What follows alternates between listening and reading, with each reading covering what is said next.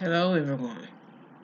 Today we're going to talk about what is a reasonable ratio for CNA to patient or resident care. How many should one CNA reasonably? We're talking about a reasonable number now. We're not talking about what we're working in our nursing homes or what they're expecting us to do. And it's according to what shift you're on. If you're working say you working just 8 hours. Reasonable number for an 8 hour day shift. 6 to 2, 7 to 3. It's just according to what facility you're at. I would say 8 would be a reasonable number. Even I would say that number is reasonable even if you're working 12. The reason I say that because there's so much to do on that day shift.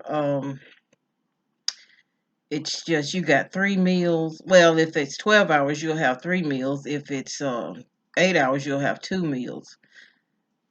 But let's just say 12 hours, because that's what I'm used to working. It's 12 hours. So, um, if you have 10 or 11, and you have a time slot that you use that you like to get all your bathing and getting everybody ready for their day, you reasonably how are you going to get 11 people? What if it's, their shower day? Out of that 11, you got, say, your breakfast for their breakfast, serving. Say they got their breakfast at 7, which is reasonable. And you got done with the whole breakfast time for them to eat their breakfast and assisting everybody with breakfast at 8. And lunch is served anywhere between 11:30. It can be served at 11:30 to uh maybe 12. So you got 11 people that you got 3 hours or three and a half, maybe 3.5, almost 4 hours, just barely 4 hours. Um, if you got 11, there's no way you can get all those people reasonably taken care of in 4 hours. It's just, I mean, you might can do it. You might can do it, but it's hard. You'd really need to start. You really need to start as soon as breakfast is over. No breaks. No breaks. You got to do all your baths because that's your window to do your baths. Um, it takes if you're doing a shower, it's gonna take 30 minutes at least 15, anywhere from 15 to 30 minutes to get them up because you don't know what their mobility. Some of them's mobility is worse. And you may have a Hoyer lift patient that you have to get a shower to, and it takes longer than 30 minutes to do those people. I'm telling you now, especially everybody's sizes are different. It's just according to what all you got to do. Okay, you got 5 people out of that, or 6 people out of that 11 that you got to give a shower to. And okay, there you got two. Say you did that, and you got 6 people. That's your time right there. If you, as far as the showers, what about these people that just get bed baths? I mean, you're not going to have enough time. Reasonably, you're going to work yourself to death trying to get everybody taken care of. You're not going to be able to do a whole lot of showers during that time period. It's just not reasonable. But if you are assigned to maybe 8 people and say you got to give 6 showers out of that and you got 2 or 3 more to give a bed bath or, you know, do whatever you need to do, um, you might be able to do it. But 11, that's just unreasonable. 10 or 11. But sometimes if you're short staffed, that's different. But at some facilities, that's how many they give you anyway. They give you 10 or 11 people. That's just, they go by their ratio of how many people's in the building, or residents in the building, and they go from there. And then that's when they give out or assign by their ratio. Um, and I don't want to call any facility names, but there was one facility that for years it was an 8 hour for the CNAs. They worked 8 hours. Everything was organized, and everything was just right. Everybody got quality care. The residents got quality care when it came to their bathing. Just everything was on time. It was just better. They went to 12-hour shifts. After they went to the 12-hour shifts, everything got screwed up. The bathing, and all of that.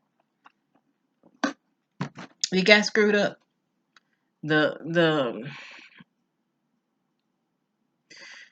I think they went from like 15 CNAs per shift in an 8 hour shift to like 9 or 10, and the ratio in the residents didn't change. But after the hours changed for the CNAs, the ratio changed. You had all of a sudden you had more people to take care of. You had more people to take care of on that day shift. And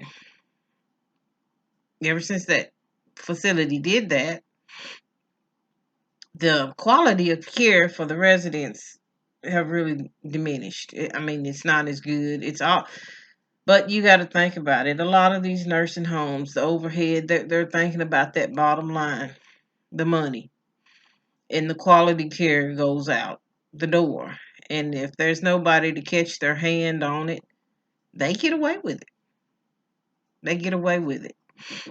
And then they expect the CNA to just do all this and take care of all these people, and these people are just not getting the care they need. Uh, and that's not good. That's not good. But getting back to a reasonable number per shift. Okay, say you're working the day shift, 7 to 3. The reasonable number for me would be 8. Second shift, you probably would double that number, 8 to 16 to maybe 20. Because you're not doing baths and stuff. You shouldn't be doing as many baths. If all of that should be done early morning or on that day shift. And at night, well, you could have anywhere from 20 to 40 residents. That's what state law says. Um, I've worked all 3 shifts, and I've worked 12-hour shifts now, day shifts. I've worked 12 hours at night. There's less to do as far as patient on hands on, as far because they're not doing as much. So the ratio is going to be um more, but you still want to have enough CNAs in the house.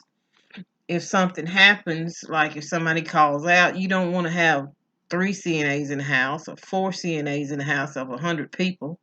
Um, that's not reasonable, but it's just according to how each facility, the morale of whoever's in charge, who cares? Because the CNA has nothing to do with that.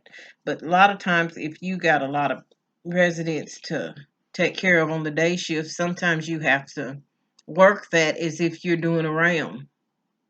When I say doing around, you're gonna give the bare minimum. Um, you're gonna change them, wash their face, give them like a quick bed bath, make sure their sheets are clean. Just the bare minimum that you would do is if you were doing a regular round on the midnight shift, you would have to treat that if you got too many during the day to take care of on the day shift or second shift. You would have to work with what you're given. Sometimes you're not given whole lot of option. But with that, somebody has to care uh, that is over the staffing. And then sometimes you just can't get enough staff in there because not people. This kind of work is not easy. It's just not. You dealing with all kinds of people that has all kinds of issues. You may have somebody you're taking care of that weighs 400 pounds, and they could be their mobility. I mean, they're totally bedridden, and you have to take care of that person in the bed. You could have somebody that has dementia, that's combative, and they don't understand that you're just in there to um, do what you need to, as far as taking care of their needs, their personal needs. But in their mind, they may think that you're in there to harm them. So you got to, understand and let them know what you're doing in that way. But like I said, the reasonable numbers is not always what you get in nursing homes. Uh, it's not just local; it's all over the U.S. of A. Probably all over the world. That a lot of these nursing homes are just understaffed, and you got more people to take care of than you do time in a given time. And you have to be reasonable with what you can do. And then another thing that I'd like to touch on is not really getting off subject, but say you're where they the when breakfast now the breakfast meal can sometimes throw you way behind. If the meal is out really late, say you get done with breakfast at 9 and you still got 11 people or 12 people to on that day shift to take care of, you it's crunch. You're not gonna get, people are just not gonna get the quality care. They're all gonna get bed baths because you're not gonna have time to take somebody to the shower. Um, I don't know that I may not explain everything, my best ability, but I'm just saying the ratios on each shift should be accordingly, whatever a reasonable number would be for a person on that shift to take care of. Just like I said, I'd say 8 on first shift, and maybe double that on second shift, and then add maybe anywhere from 20 to 40 or 20 to 35 on the night shift. Because at night, you your your workload should be lighter. You're gonna have. I know on that second shift, that's when everybody usually is putting people to bed. By the time people, if they're working like the night shift, say 10 to 6 or 7 or 11 to 7, uh, people are already in the bed. So you're gonna give ice. You're gonna do your vital signs if that's if you still do that, or sometimes the nurses do that. It's going on what facility you work at. Um, So there's less to do. Your main focus at nighttime, if you work that 11 to 7 shift, would be doing your rounds every few hours. Maybe passing ice and charting or whatever extra assignments that they may give you. I know a lot of times they used to give us like wheelchairs, clean the wheelchairs or something, stuff like that. Then, uh, like I said, it's just less to do at night. But day shift is the hardest shift as far as because you got more things going on, so you would need less patience, and it's just that's just the way it is. You would just need less people to look out for as far as their personal care, and to at least make sure they had quality care. Because if you got too many patients, all they're going to get is quantity care and not quality care. Quantity care. Okay, that's all I have on that subject.